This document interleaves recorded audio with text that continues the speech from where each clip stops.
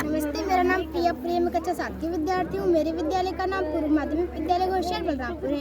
आज हम आप सबको पाचन बताने जा रहे हैं। पहले तो हम ये जान लेते हैं कि पाचन कहते किसे हैं। जटिल अघुलनशील खाद्य पदार्थों को सरल और घुलनशील खाद्य पदार्थों में टूटने या परिवर्तित होने की प्रक्रिया को पाचन कहते हैं।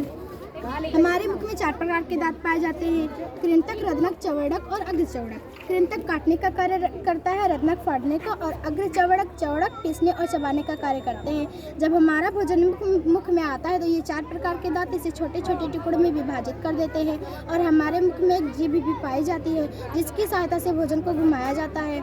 जब हमारा भोजन मुख में आया तो ये 4 प्रकार के दांत इसे छोटे छोटे टुकड़ों में विभाजित किए और जब हम रोटी खाते हैं तो हमें रोटी ज़्यादा देर तक चबाने से मीठी लगने लगती है क्योंकि उसमें कार्बोहाइड्रेट पाया गया था।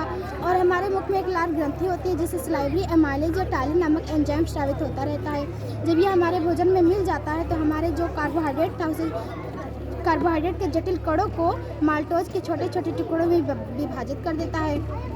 उसके बाद में जब हमारा भोजन माल्टोज में टूटा तो यह ग्रासनी से होते हुए हमारे आमाशय में पहुंचता है। आमाशय की दीवारों से जठर रस का स्राव होता है। जठर रस में 3 प्रकार के रस पाए जाते हैं: पाचक रस, सांद्र HCl और श्लेष्म म्यूकस। पाचक रस में 2 प्रकार के रस पाए जाते हैं: पेप्सिन, रेनिन। पेप्सिन प्रोटीन का पाचन करता है पॉलीपेप्टाइड में और रेनिन छोटे बच्चों में पाया जाता है, ये दूध को दही में परिवर्तित करता है। और सांद्र HCl जो होता है वो भोजन में सूक्ष्मजीवों को पनपने से रोकता है। और श्लेष्म म्यूकस आमाशय में एक परत बनाए रहते हैं जिससे जो सांद्र HCl है उसके प्रभाव से आमाशय को कोई हानि ना हो। इसके बाद में जब हमारा प्रोटीन, यहाँ पर प्रोटीन का पाचन हुआ आमाशय में और प्रोटीन का पाचन पॉलीपेप्टाइड में हुआ और पॉलीपेप्टाइड में टूटने के बाद हमारा भोजन छोटी आंत में पहुंचता है। छोटी आंत में भोजन क्षारीय माध्यम में होता है क्योंकि यह क्षारीय माध्यम करने के 2 रस होते हैं: अग्नाशयी रस और पित्तरस और अग्नाशयी रस। पित्तरस यकृत में बनता है और पित्ताशय में एकत्रित रहता है और अग्नाशयी रस अग्नाशय में बनता है। जब हमारा भोजन छोटी आंत में आया तो छोटी आंत में क्षारीय माध्यम में भोजन था तो क्षारीय माध्यम में हुआ और यहाँ पर पोषक तत्वों का अवशोषण होता है और यहाँ पर वसा का पाचन होता है। वसा का पाचन वसा अम्ल ग्लिसरॉल में हो जाता है। जब हमारा भोजन ग्लिसरॉल में टूटा तो यहाँ पर जब पोषक तत्वों का अवशोषण हो गया, उससे हम कार्य किया, हमारी जैविक क्रियाएं हुई, हमें ऊर्जा मिली, तो उसके बाद में हमारे बड़ी आंत में पहुँचती है।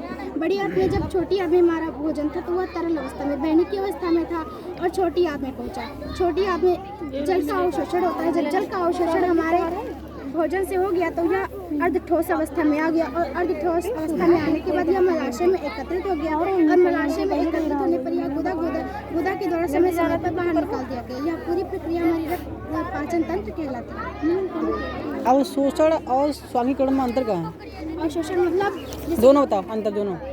स्वांगीकरण मतलब किसी वस्तु में किसी चीज को जैसे सोख लेना, जैसे कि पोषक तत्वों का अवशोषण, अवशोषित होना अवशोषण कहलाता है। स्वांगीकरण जैसे कि जब हम भोजन किए तो हमें ऊर्जा मिली जिससे हम सारा कार्य किए, उसे हम स्वांगीकरण कहते हैं। ठीक है। कार्बोहाइड्रेट पाचन कहाँ होता है? मुंह में।